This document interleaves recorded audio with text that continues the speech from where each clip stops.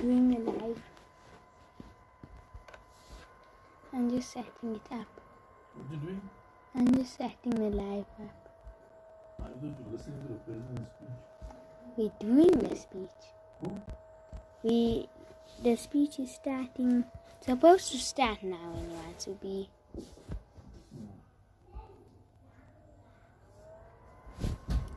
Oh my god. How do you put the thumbnail?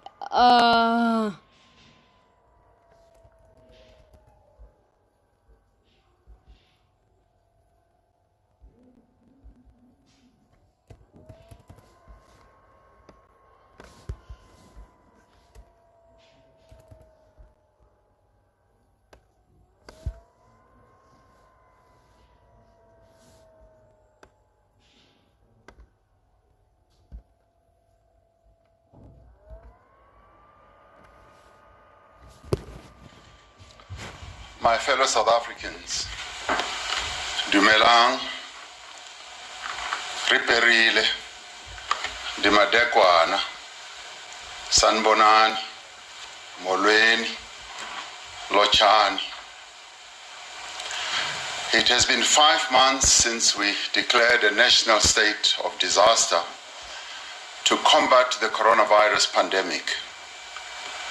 As I said then, and as I repeat now, never before in the history of our democracy has our country been confronted with such a severe threat, a situation that has demanded an extraordinary response and much sacrifice. It has been an immensely difficult 5 months, and the pandemic has taken a heavy toll on the health of our people, on families and communities, on the public health system, on the economy, and on people's daily, everyday lives.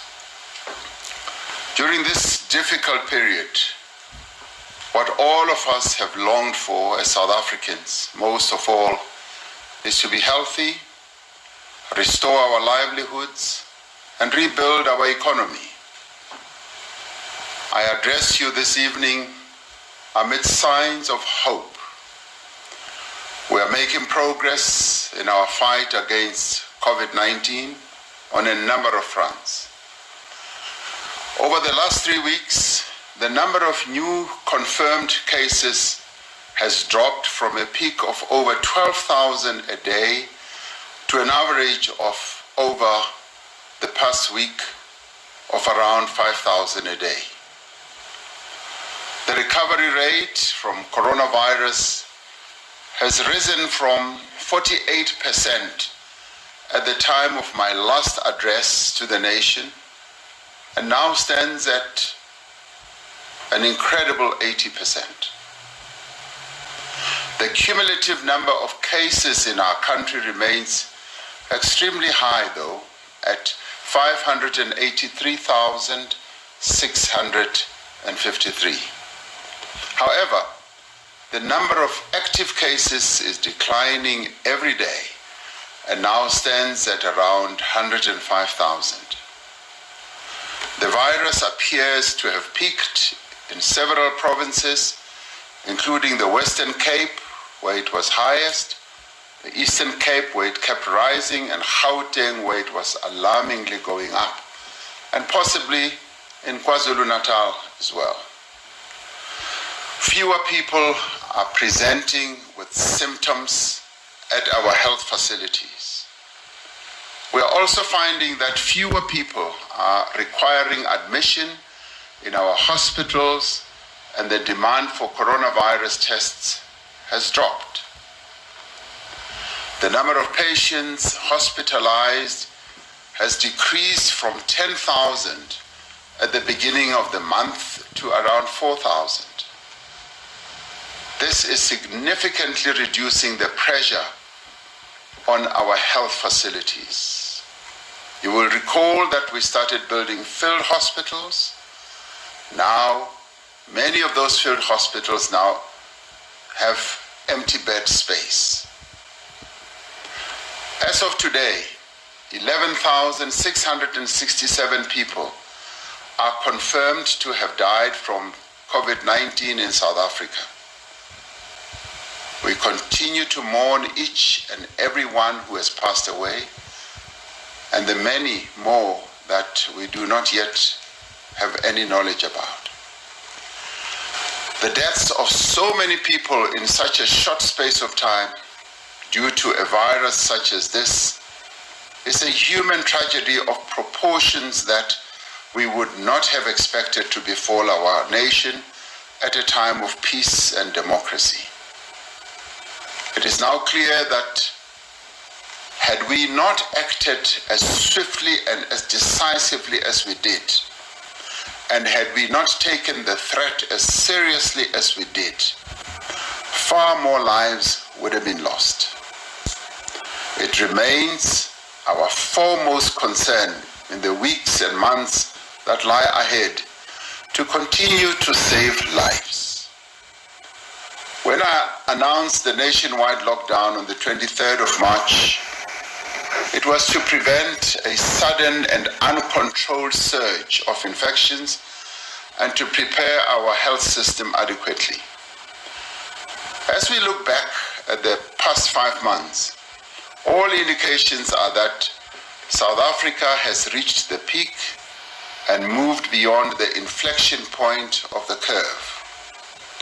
Most of our health facilities have proven resilient. They've proven that they are capable and that they are able to withstand and deal with the surge. The modeled projections that were put forward by a number of modelers with regard to infections, hospitalizations, and deaths have had to be adjusted downwards as we have recorded better progress in the management of the disease.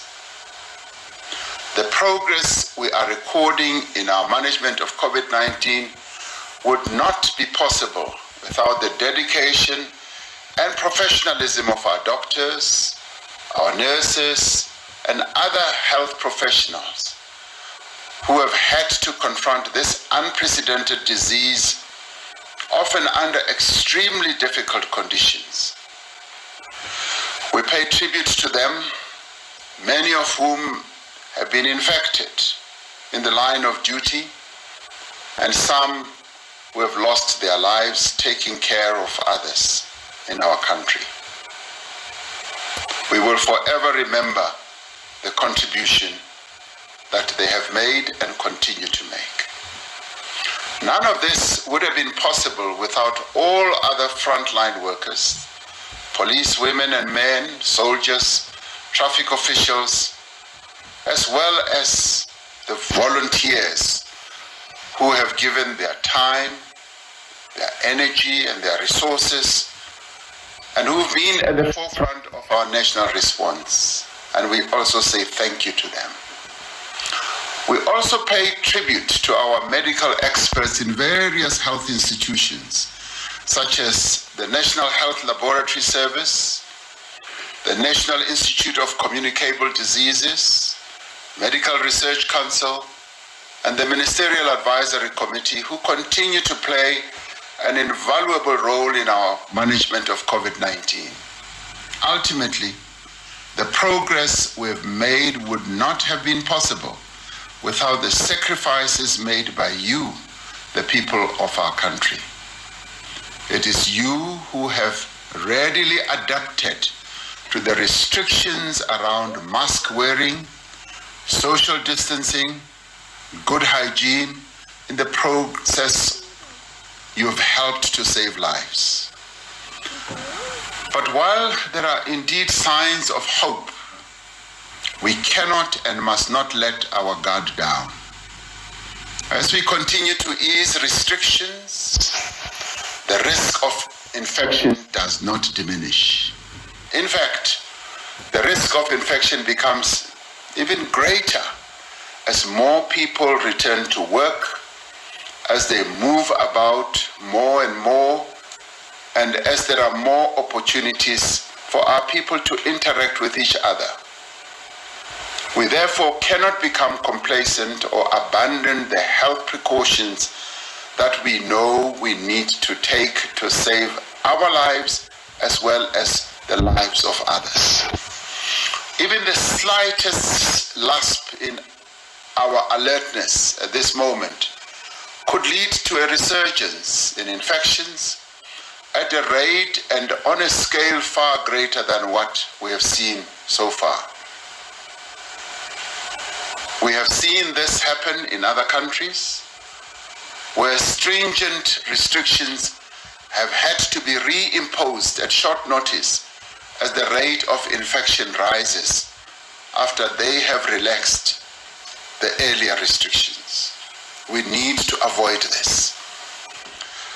We have concluded that the lower rate of infections we are experiencing should lead to the relaxation of the restrictions we have had thus far. However, now is the time for even greater vigilance and even greater care. We must all continue to wear a cloth mask, a mask that covers our nose and mouth every time we leave home. We must protect the elderly and those with underlying conditions from exposure to the virus. We must continue to practice social distancing and ensure proper ventilation in closed environments. We must continue to limit our travel only that which is absolutely necessary, to avoid social gatherings, and to remember to regularly wash our hands and to sanitize them. We now know that a large proportion of people who are infected with the virus do not show the symptoms and may not even know that they are infected. I could be infected, as you could. With this in mind, each one of us should consider ourselves as potentially infected with the virus and continue to behave responsibly so that we do not pass it on to others. I know that the last 5 months have been extraordinarily difficult for our nation and for each one of us. For everyone, this disease has meant the disruption of our daily lives. But for millions of people, it has also meant hardship and hunger. It has caused pain, anxiety, and despair that no person should ever have to endure. It has also required a careful balance between saving lives and protecting livelihoods, between a devastating epidemic and a deep recession. It has required difficult choices with far-reaching consequences. While the measures we have taken have resulted in great hardship, we know that the alternative of an uncontrolled surge of infections and a health system unable to cope would have been even more devastating. Now, amidst the signs of hope, we are ready to enter a new phase in our response to the pandemic. Due to the actions that we have taken collectively and individually over the last few months, we have reduced the rate of transmission. We have relieved much of the pressure on our health system, and guided by the advice of our health experts, the Medical Advisory Committee, and after consultation with provincial and local government, Cabinet has decided to place the entire country on alert level 2, with effect from midnight on Monday, the 17th of August 2020. Alert level 2 in terms of our risk-adjusted strategy in dealing with the pandemic means that there is moderate COVID-19 spread of the virus with a relatively high health system readiness. The move to level 2 means that we can remove nearly all of the restrictions on the resumption of economic activity across most industries. Economic activity will be allowed with the necessary and appropriate stringent health protocols and safety precautions in place. Therefore, the following changes will take place with effect from under level 2. All restrictions on interprovincial travel will be lifted. Accommodation, hospitality venues, and tours will be permitted according to approved protocols to ensure social distancing. Restaurants, bars, and taverns will be permitted to operate according to approved protocols as to times of operation and numbers of people. Restrictions on the sale of tobacco will be lifted. The suspension of the sale of alcohol will be lifted subject to certain restrictions. Alcohol will be permitted for on-site consumption in licensed establishments only up to 10 p.m. Liquor outlets will be allowed to sell alcohol for off-site consumption from Monday to Thursday during the hours of 9 a.m. to 5 p.m. only. Restrictions on family and social visits will also be lifted, although everyone is urged to exercise extreme caution and undertake such visits that are absolutely necessary. Infections have been known to take place during family visits, endangering family members, and sometimes leading to the deaths of some of family members.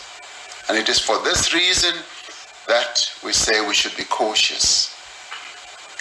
Social distancing should be observed, masks should continue to be worn, and special care should also be taken to protect the elderly and people with underlying conditions.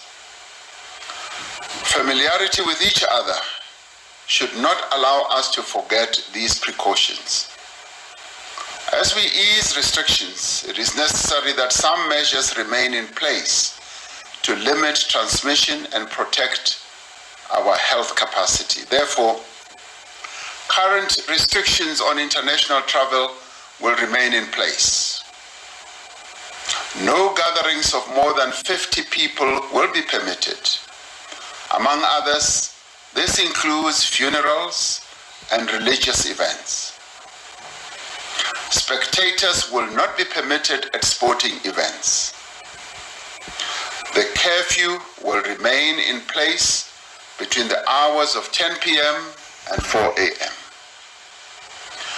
We continue to encourage people to stay at home if they can, and if possible, to continue to work from home, especially if they are over the age of 60 or have underlying conditions.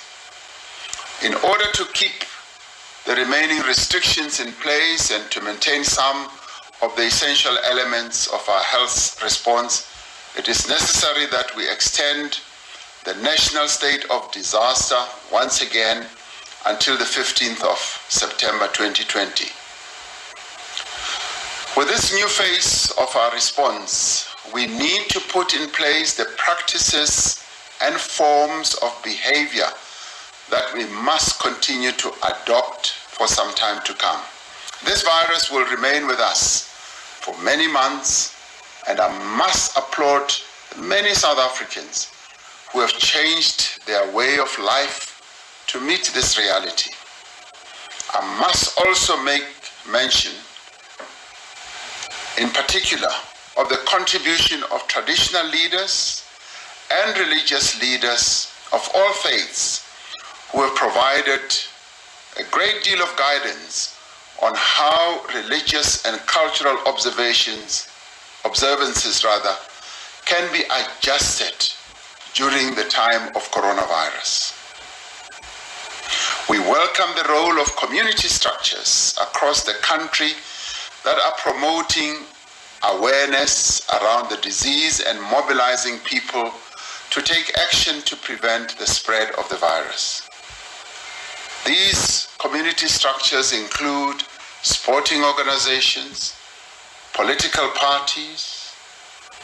I've seen political party leaders urging various supporters and our people to change their behavior, and we thank them for that. Trade unions have also embarked on massive campaigns to get members and other people to change behavior. We thank them. Even Stockfells, burial societies, a number of them have been at the leading edge of getting their member societies to change. Women's organizations have also been leading the charge. Small business formations, civic organizations, including youth organizations. We're grateful that all these community-based structures have joined the fight against COVID-19. It is through this work that our response to the virus will have its greatest effect.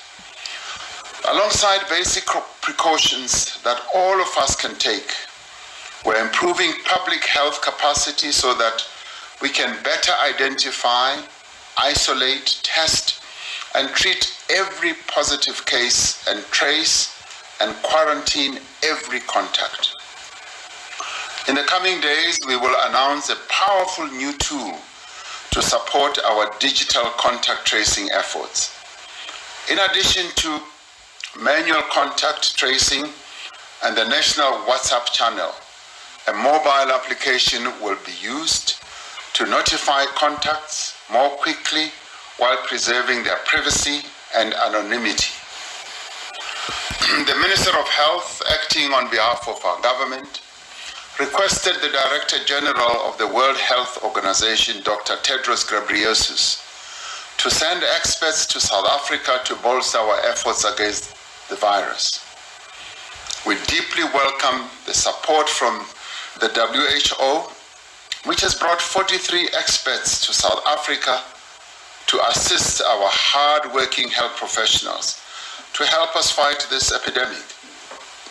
They are already providing help with regard to various analyses, infection control, incident management, and community engagement. We must continue to minimize the risk of outbreaks in high vulnerability settings, particularly in homes for older people, in mental health facilities, and other institutions. We will also strengthen our efforts to ensure and enforce health and safety measures in the workplace, in retail stores, public transport, to protect workers and commuters, and create a safe environment for businesses to operate. While this crisis has brought us together as a nation, united against a common threat, it has also brought out some of the worst tendencies in our society. We have witnessed the actions of some individuals who have sought to profit through corrupt means from this pandemic. We are taking decisive action to stop this and bring those responsible to book, and we will regularly update the nation on the progress that we are making transparently. We continue to grapple with the pandemic of violence against women. We are proceeding with the work to strengthen the response of the criminal justice system, to provide better support to survivors of gender-based violence and femicide, and most importantly, to intensify all prevention measures. Following the measures we've put in place as part of the 500 billion social economic relief package, we continue to engage with our social partners in business and labor on how to sustain and improve the support being provided to companies, to workers, and to households. The further easing of restrictions presents us with the greatest opportunity since the start of the pandemic to breathe life into our struggling economy. Even as we open up economic activity, it will take a long time for industries and businesses to recover, and there is much work still to be done. On Thursday, I convened all the social partners in NEDLEC, namely government, labor, business, and community-based organizations. We are now working together on an urgent economic recovery program that places the protection and creation of employment at its center, focusing on infrastructure and a number of other sectors of our economy. We will be making announcements on the outcome of this work in the next few weeks. We will use this moment not only to return South Africa to where it was before, but to transform our country to a more equal, more just, and more dynamic economy. Difficult days still lie ahead. However, we have proven our resilience as a nation over the past 5 months. The task before us now is to apply the same energies with which we have battled this pandemic to the economic recovery effort. We are weathering a long and difficult storm. We are enduring great hardship and suffering that is unbearable. But we continue to stand firm against this onslaught. We have taken action to protect ourselves, our communities, and our country, much as we have lost some amongst us through the virus. A ray of light is visible now on the horizon. Let us continue to exercise the greatest caution and care and remain ever vigilant. Let us continue to stand united in our determination to defeat this virus. Let us press forward, fellow South Africans, as one nation, resolute, hopeful, brave, and courageous. This is the time when we want to say, Morena, ubuluke sichaba sa heso. O si katekisa Afrika zonga. May God bless South Africa and protect her people. I thank you.